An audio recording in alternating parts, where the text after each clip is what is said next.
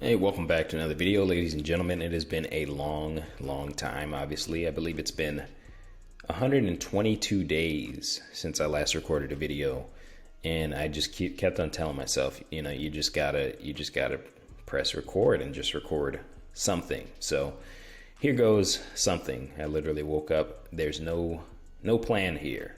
As you guys can see up here in the top right of the screen, it is 4:16 a.m. So I don't have any plan with this video, but just to kind of give you guys a life update, I don't have a topic, nothing. So let me just get right into this. I think my attitude towards YouTube has changed a lot recently, just because I'm seeing so much success outside of YouTube. When I first started this thing, it was like kind of a money grab. It was like, I really want to do this because I want to be a millionaire. But now I'm seeing the path forward in my real life outside of YouTube. So it's not as much of that anymore. It's more so become like a passion project, a way for me to get my creative juices out, I guess. Now it just sounds like I'm trying to like come on you guys or something. But anyways, all right.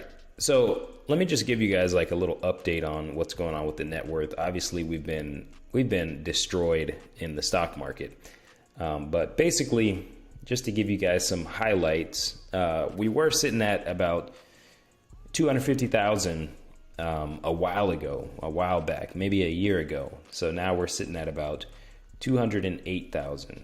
So needless to say, we lost a lot on stocks, and I've lost a lot to realtor fees, which let me kind of take you guys through that. All these little accounts, that's not as important. It's not really life updates, but we've got a place over in North Dakota. The place is going to be worth, it's under construction right now. It's going to be worth about 135,000 once it's done with all the constructions. I would assume we could sell that place. It's a 4-bedroom in that neighborhood for somewhere between 120,000 to 180,000. So I'm just going on the low end, 135,000. I think that's conservative.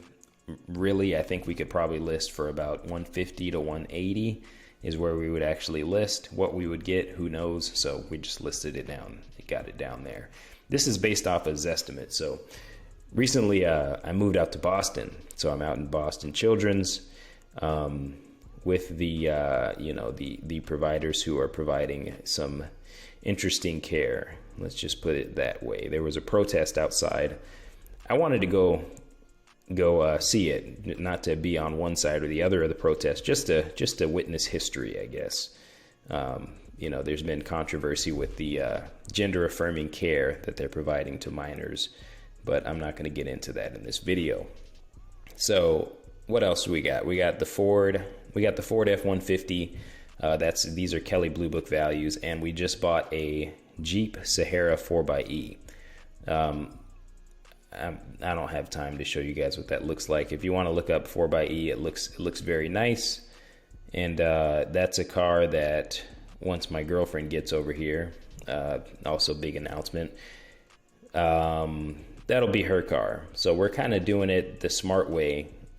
In my opinion, this is kind of a dumb purchase done the smart way, and we've put it on Turo. So far the payments on that have been about, so the payment is, let me see where the payment's over in the budget, but the payment's about $860, and it's made about $3,500 to $4,000 on Turo in the time we've had it. So minus all the expenses and everything, I'd say the profit margins on the Jeep so far have been maybe 30% or something like that. And meanwhile, the stock market is tanking. So that's something else that I wanted to get into in this video is the whole idea of passive income. And I'm starting to not really believe in that whole idea of passive income, because, when you first start getting into your financial journey, I guess, the first thing you're introduced to is, just be very frugal, whatever, like just save everything, don't spend any money.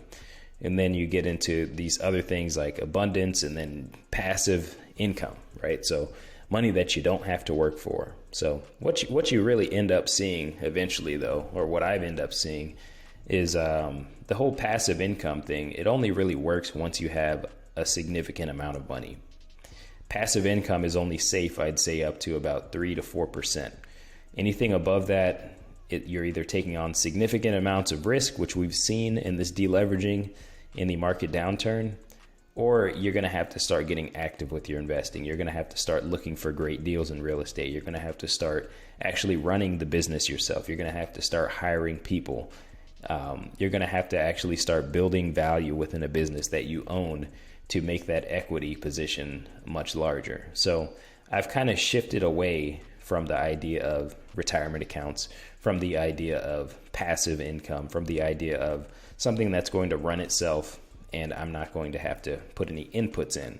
So anyways, these are the homes that we've got. All the assets add up to about $1,039,000, and the debts outstanding are over here at $884,000. The net worth right now is standing at $208,000, but I think maybe we can get that to about $350 by next year, depending on how things go. I'm turning 30 in December, so still goal is still to be a millionaire before 35. So let's see if we can get into the budget here really quick, and I'll show you guys this, and then I think we'll go ahead and close out this video. But it feels really good to be recording this again, just recording and letting you guys know what I'm doing. So basically, the reason why I decided to go into the real estate thing is because I think that we might see a downturn in obviously real estate.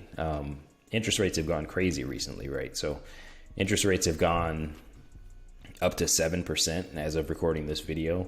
So I think that's going to crush real estate values. That's going to make Americans start feeling pain. That's going to start introducing some unemployment, layoffs, things like that. And I think what I'm doing right now is I'm playing a game of chicken with the Fed, right? So once people start feeling pain, layoffs, can't afford a house, can't afford their rent, things like that, it's as bad as it may sound. Only the strong survive, right? So even if that house that I own goes down in value, eventually the Fed's going to have to pivot, just because the government has too much debt.